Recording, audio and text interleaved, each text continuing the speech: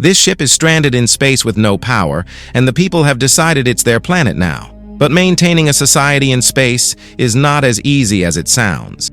An elevator is taking people out of Earth and onto a gigantic spaceship named Aniara, which is leaving on a voyage to Mars. Earth has been completely destroyed by human activities, and humanity has no choice but to shift to Mars now. Aboard the elevator is one of the ship's employees, the MIMA Robin. Her job on the ship is to operate an artificial intelligence machine named MIMA, which accesses human memories and allows people to revisit Earth and its beauty. The ship has its own algae farms to make oxygen and water for people. It also has restaurants, shops, bars, clubs, and essentially all parts of human life. The voyage to Mars will take 3 weeks' time, and the ship is more than equipped for that journey. MIMA Robin shares a room with the ship's leading astronomer. The astronomer is a little bit too blunt and a little bit too pessimistic. The routine voyage gets underway. The MIMA Robin, or MR, is telling people about the wonders of MIMA, but no one seems to care as people are far more interested in the materialistic offerings of the ship, such as malls, bars, and clubs. Next, while Mazar is explaining to some people how MIMA works, some debris is seen flying through space. The debris hits the ship, and the ship is taken off course. The debris has hit the fuel tanks of the ship, which have caught fire. The captain, Chiffon, has no choice but to eject all the fuel, but this causes them to lose control of the ship completely. Chiffon calls all the ship members into the main hall for an announcement. He tells the people that the ship has had to eject all the fuel, and they have lost the ability to steer. They are stranded off course. The captain informs the people that they don't have to worry because the ship will be able to turn around using the gravity of the next celestial body they encounter. However, being completely adrift in space, the journey could take at the very least 2 years. People are not happy about this, and they start having panic attacks at the thought of being stranded in space. Esther takes one of the ladies having panic attacks to MIMA to calm her down. Afterward, Esther goes back to her room, and her astronomer roommate asks her how she's doing.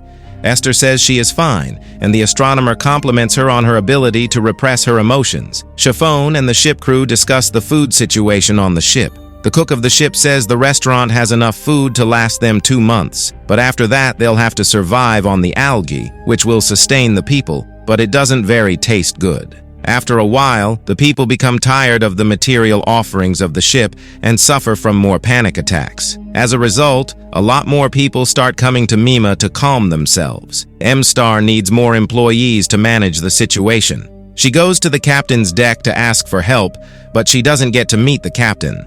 At the deck, she sees a woman from the flight crew named Isagel, and M-Star is very clearly attracted to her. Afterward, Esther goes for a swim, and while she's there, Isagel comes for a swim too. It's M-Star's lucky day as she gets to perv on Isagel, but Isagel notices. M-Star apologizes, but Isagel smiles. They are clearly into each other. Back in her room, M-Star asks the astronomer which celestial body they'll use to turn around and get back on course. The astronomer says there is no celestial body to turn at, and the captain probably already knows this. The astronomer goes to sleep, but M-Star cannot sleep and she has a panic attack. She rushes to MIMA to calm herself down. The next day, another man has a panic attack because apparently the astronomer has also told him that they will not be turning back on course and are stranded. M-Star brings him to MIMA to calm him. MIMA is full now because everybody wants to use it all the time. M-Star goes to the captain directly and asks for more employees to help around MIMA. She accidentally lets slip that she knows they are stranded.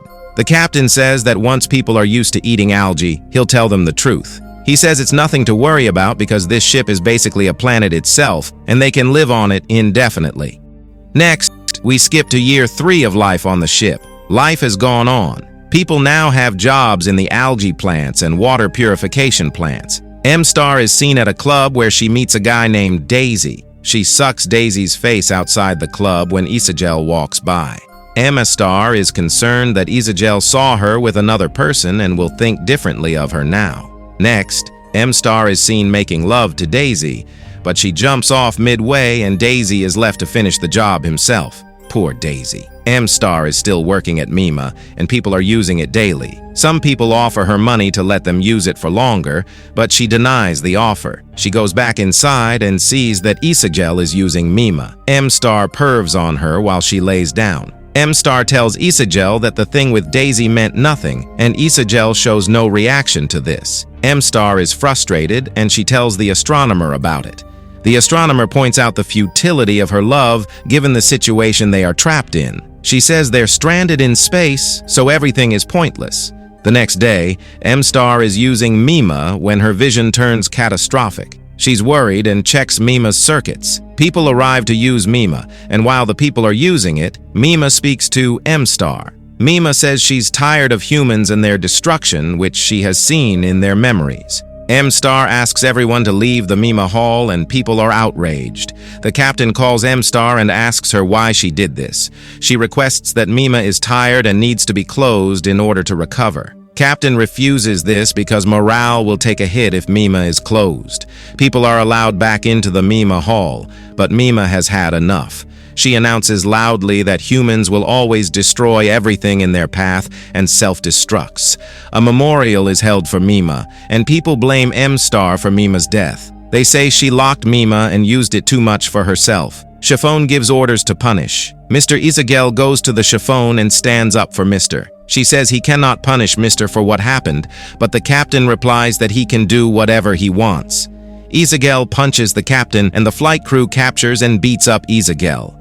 They also capture Mr. Isagel, and M-Star are locked up together. They hold hands. We skip to year 4 on the ship. Different cults have formed on the ship which pray to the stars and perform other rituals. Suicides on the ship are becoming frequent.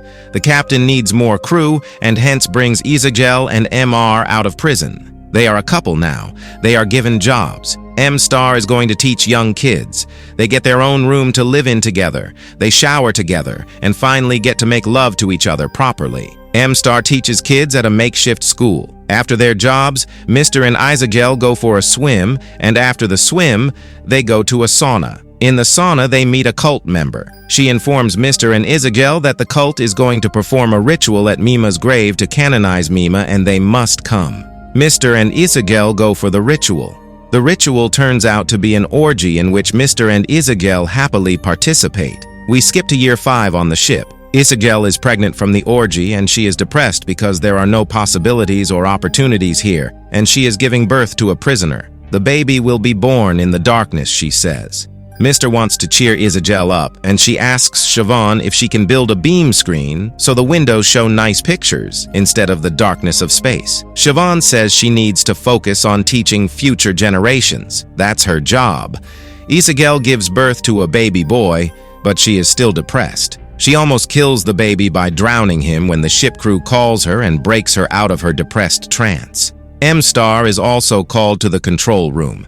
The astronomer has discovered an object in space that is headed their way. It looks like a space probe that could have fuel, and if they harvest it, it could help them turn around and get back on course.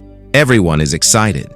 Siobhan announces to the public that the probe will reach them in a year. We skip to year 6. The object spotted earlier is finally nearing the ship and is brought in. Everyone is excited. Experiments are conducted on the object, but it turns out it is not made of any known elements. Research continues in hopes that some fuel would be found from the object, but in vain.